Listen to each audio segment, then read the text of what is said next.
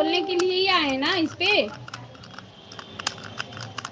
गाड़ी ले ली, अब तो भागते हो। चलिए भाभी जी, क्या मैं आपके ऊपर आऊं? आ जा भाई, आ, इसी बात पे फैला लेते हैं। तू ऐसे कर, गाजीपुर के समझ गया, और यादव हैं, सोच ले। कितना कमीना हो यार तुम।